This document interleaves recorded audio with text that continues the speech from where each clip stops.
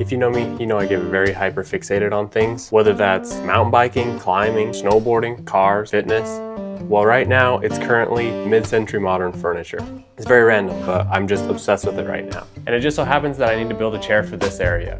Problem is I don't have any access to any good hardwoods. Ideally, I would make it out of walnut, but I just moved to Florida. I don't know where to get hardwood around here. Home Depot and Lowe's, the only like premium wood they have is oak, which is super expensive right now. And I'm not trying to spend $200 just on the wood for this chair. So we're gonna see if we can make one of these chairs out of an average 12-foot 2x12 that you can get at Home Depot for $15. We're probably gonna need a 1x4 as well. After we build the chair at the end of the video, we're gonna find out if we spent under $50, because that's the goal. So here's our to-do list.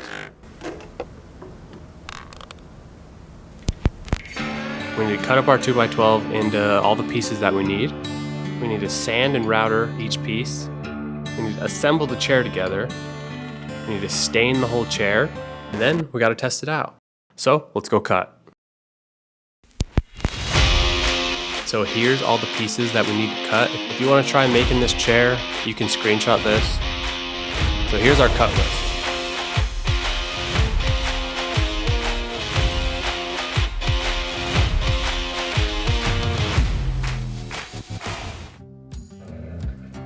So first thing I'm gonna do, I'm gonna cut up my 2x12 because I need to get those each side piece glued together so that I can make more progress tomorrow without having to wait for things to dry. So I'm gonna cut all my pieces for that right now, get it glued so that the glue can be dry by tomorrow. Also, you can do this with a 2x10. I just got a 2x12 so that I have a little bit of leeway with my width. You can definitely make this exact same chair out of a 2x10 and save $3.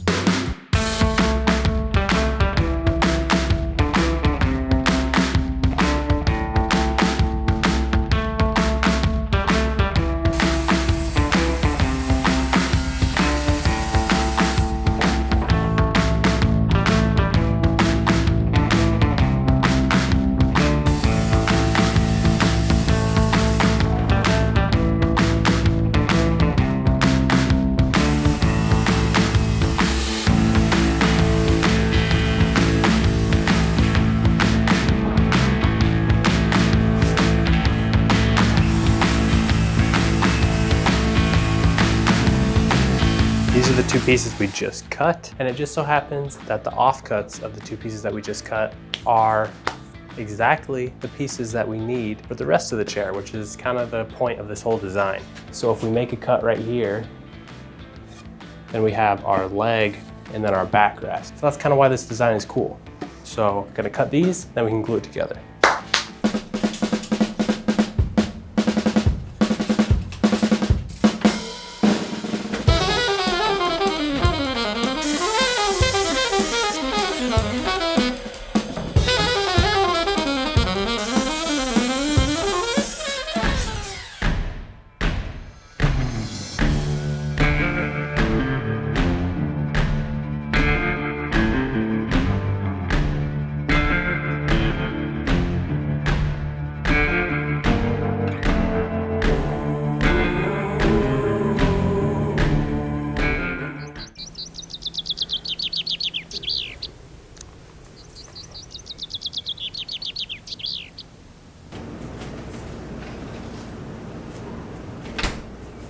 It's the next day. Let's see how the glue dried.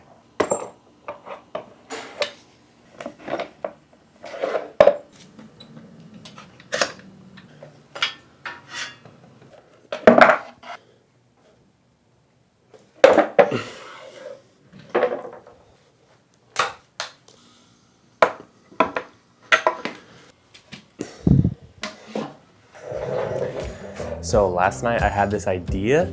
So we have our chair, and I was thinking it would be cool if I drilled into my, like, they're pretty chunky pieces. I wanted to drill into it and cut like a hollow shape in the center of it, just to give it like a more interesting look. I think that would look really cool. I think I'm gonna do that for the backrest, and then I think I'm gonna do that for the side pieces as well. So we're gonna try it. Hopefully I don't ruin this whole thing. There is a good chance that it may ruin it, but I think it's worth a try.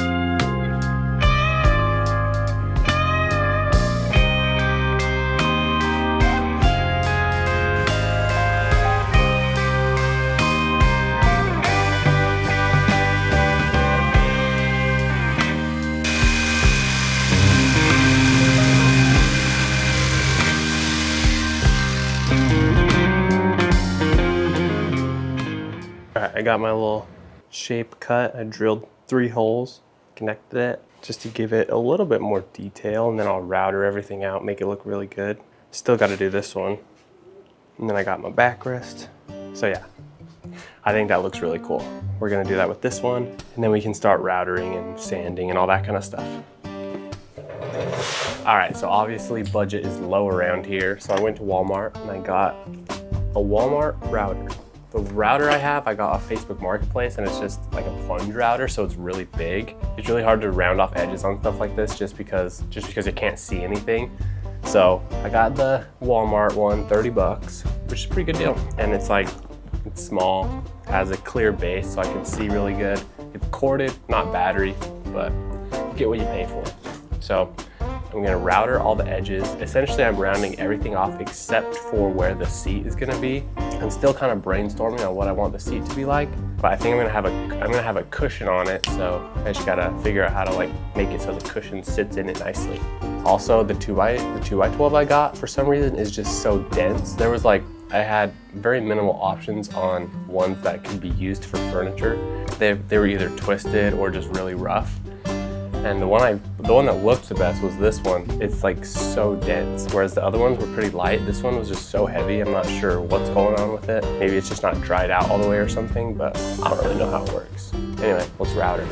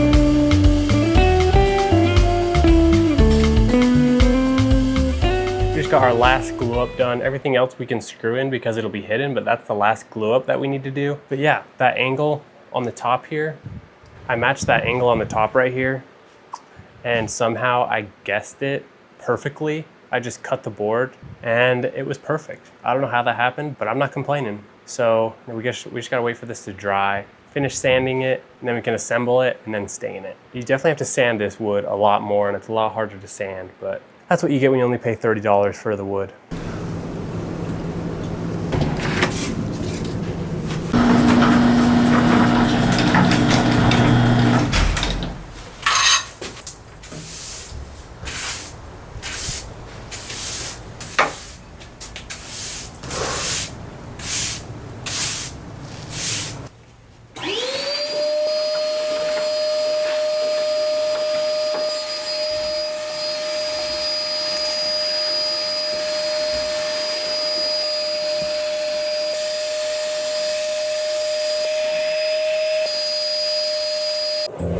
It is the next day.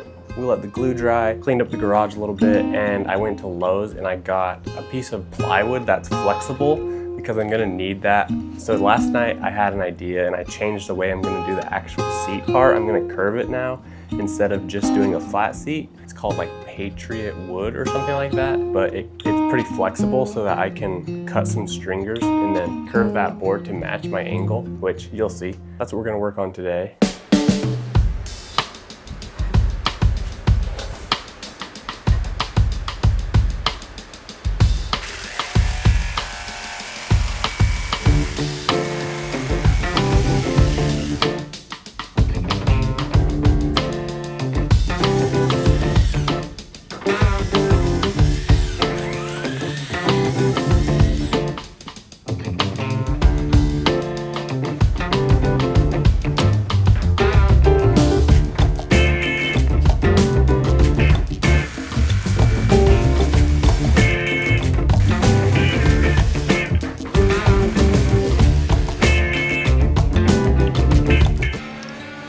All right, here's my idea. So I'm gonna have this piece on the front right here, and then this piece on the back right here. And then I'm gonna have these curved pieces that are going to go like that.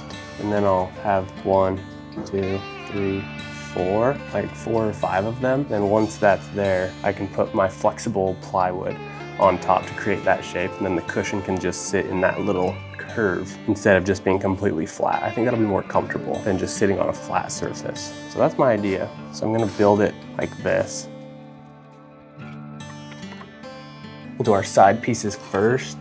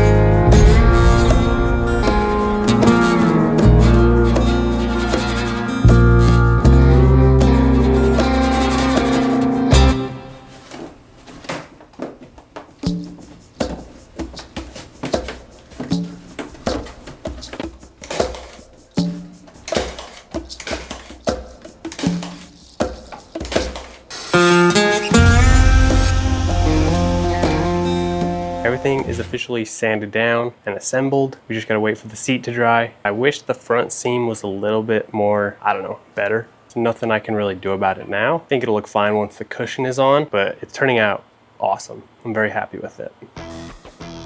The seat's been drying for about 2-3 hours, so I'm gonna take the weights off. I have a couple things that I remembered that I need to sand before I do any of the staining. So I'm gonna sand those edges real quick and then start staining.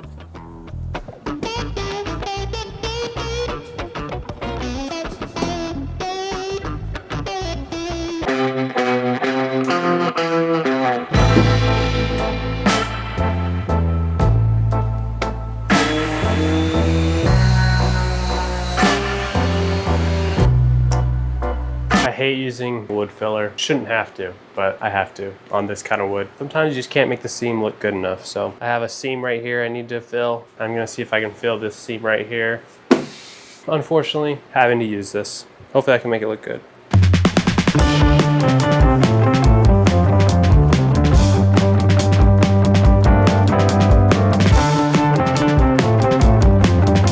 Let's see how long this needs to dry.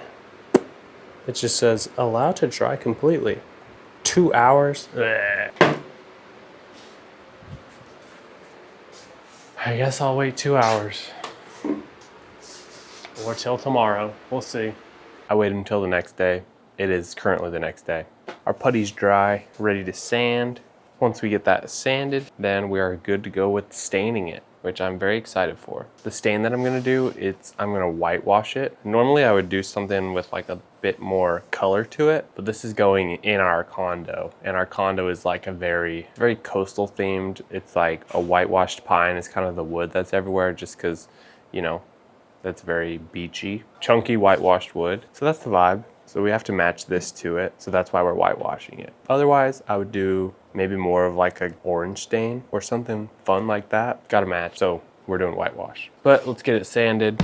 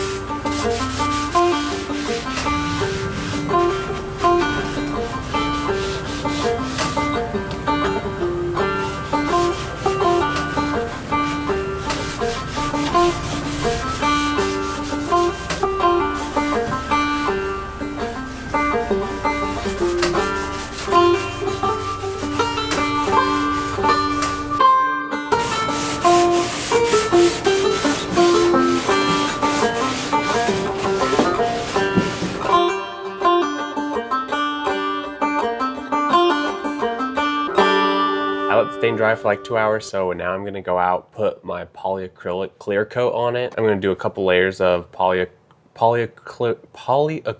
clear coat, and then we can bring it in, put the cushion on, see how it looks.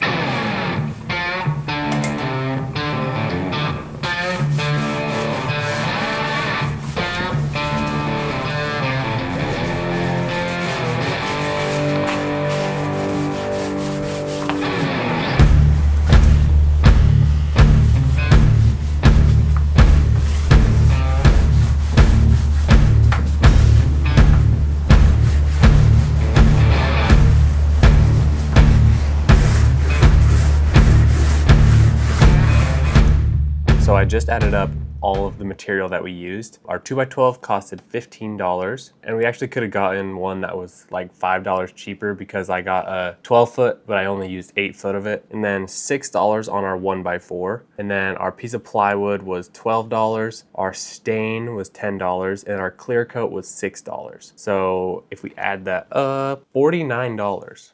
I swear I didn't plan that. Yeah, $49 total, $1 less than $50. We definitely could have done it cheaper, but what you've been waiting for, here's the final result.